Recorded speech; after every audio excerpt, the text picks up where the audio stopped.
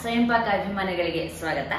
ಈ ದಿನ ನಾನು ಎಣ್ಣೆಯಲ್ಲಿ ಕರಿಯದೇನೆ ಏರ್ ಫ್ರೈಡ್ ಕಡಲೆಕಾಳು ಹೇಗೆ ಮಾಡೋದು ಅಂತೇಳಿ ತೋರಿಸ್ಕೊಡ್ತಾ ಇದ್ದೀನಿ. ಕಡಲೆಕಾಳು ಅರ್ಧ ಕಪ್ಪು ನಾನಿಲ್ಲಿ ಕಾಬೂಲಿ ಚೆನ್ನ ಇಟ್ಕೊಂಡಿದ್ದೀನಿ.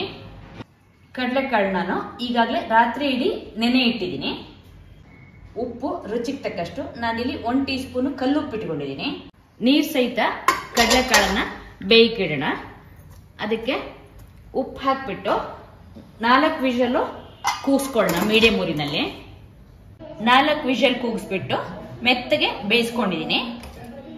ಇದನ್ನ ನೀರೆಲ್ಲ ಬಸ್ಕೊಳ್ಳೋಣ. ಆಕ್ಸಿ ಫ್ರೈಯರ್ನ ಈ ಪಾತ್ರೆ ತೆಗೆದುಕೊಂಡು ಇದ್ರೊಳಗೆ ನೀರು ಬಸಿ ಹಾಕಿದ ಕಡಲೆಕಾಳುಗಳನ್ನ ಹಾಕೊಳ್ಳೋಣ. ಈ ಕಾಳುಗಳನ್ನ ಚೆನ್ನಾಗಿ ಇದಕ್ಕೆ ಸರಿಯಾಗಿ ಹೀಗೆ ಹರಡ್ಬಿಟ್ಟು ಇದನ್ನ ಒಳಗೆ ಫಿಕ್ಸ್ ಮಾಡಿಬಿಟ್ಟು ನಾನು 200 ಡಿಗ್ರಿಗೆ ಇದನ್ನ 25 ನಿಮಿಷಕ್ಕೆ ಸೆಟ್ ಮಾಡಿದ್ದೀನಿ. ಮಧ್ಯದಲ್ಲಿ ನೋಡ್ತಾ ಇರೋಣ. 10 ನಿಮಿಷ ಆಗಿದೆ. ಒಂದ್ಸಲ ಇದನ್ನ ತೆಗೆದ್ಬಿಟ್ಟು ಕಾಳನ್ನ ಹೀಗೆ ಮೇಲೆ ಕೆಳಗೆ ಮಾಡ್ಕೊಳ್ಳೋಣ.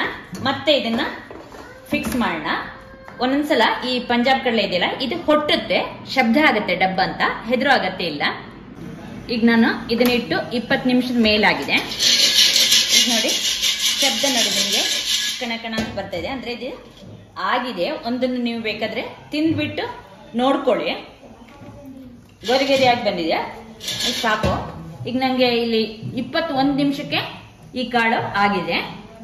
ಸ್ವಲ್ಪ ಬೆಚ್ಚಗಾದ್ಮೇಲೆ ಇದನ್ನ ಒಂದು ಬಟ್ಲಿಗೆ ತೆಕ್ಕೊಳ್ಳಿ. ಇದನ್ನ ನೀವು ಬೇಕಾದ್ರೆ ಉಪ್ಪು ಹಾಕಿರೋದ್ರಿಂದ ಹಾಗೆ ತಿನ್ಬೋದು. ಇಲ್ಲ ಅಂದ್ರೆ ನೀವು ಇದಕ್ಕೆ ಸ್ವಲ್ಪ ಖಾರದ ಪುಡಿ ಹಾಗೆ ಸ್ವಲ್ಪ ಎಣ್ಣೆ ಹಾಕೊಂಡು ಇದನ್ನ ಚೆನ್ನಾಗಿ ಕಲಸ್ಕೊಂಡು ಖಾರ ಹಾಕೊಂಡು ಕೂಡ ಇದನ್ನ ನೀವು ತಿನ್ಲಿಕ್ಕೆ ತುಂಬಾ ಚೆನ್ನಾಗಿರುತ್ತೆ. ನೋಡಿ ಎಷ್ಟು ಗರಿ ಗರಿಯಾಗಿ ಬಂದಿದೆ ಅಂತ ಹೇಳಿ. ಈಗ ಈ ಕಡಲೆಕಾಳು ನೋಡಿ ಗರಿ ಗರಿಯಾಗಿ ಮೃದುವಾಗಿ ತುಂಬಾ ಚೆನ್ನಾಗಿರುತ್ತೆ. ನಿಮ್ಗೆ ಎಣ್ಣೆಲಿ ಕರೆದಿದ್ದಕ್ಕಿಂತ ಇದು ತುಂಬಾ ಚೆನ್ನಾಗಿ ಬರುತ್ತೆ. ಎಣ್ಣೆಯಲ್ಲಿ ಕರಿಯದೇ ಇದ್ರೂ ಕೂಡ ಈ ಏರ್ ಫ್ರೈಡ್ ಕಡಲೆಕಾಳು ಇದೆಯಲ್ಲ, ತುಂಬಾ ಗರಿ ಗರಿಯಾಗಿ ಮೃದುವಾಗಿ ಬರುತ್ತೆ. ನೋಡಿದ್ರಲ್ವಾ ಏರ್ ಫ್ರೈಡ್ ಕಡಲೆಕಾಳು ಹೇಗೆ ಮಾಡೋದು ಅಂತ ಹೇಳಿ. ನೀವು ಕೂಡ ನಿಮ್ಮ ಮನೆಯಲ್ಲಿ ಈ ರೀತಿಯಾಗಿ ಕಡಲೆಕಾಳನ್ನ ಗರಿ ಗರಿಯಾಗಿ ಮಾಡಿಬಿಟ್ಟು ತಿಂದು ನೋಡಿ. ನಿಮ್ಮ ಅಭಿಪ್ರಾಯ ನಮಗೆ ತಿಳಿಸಿ. ನಮಸ್ಕಾರ.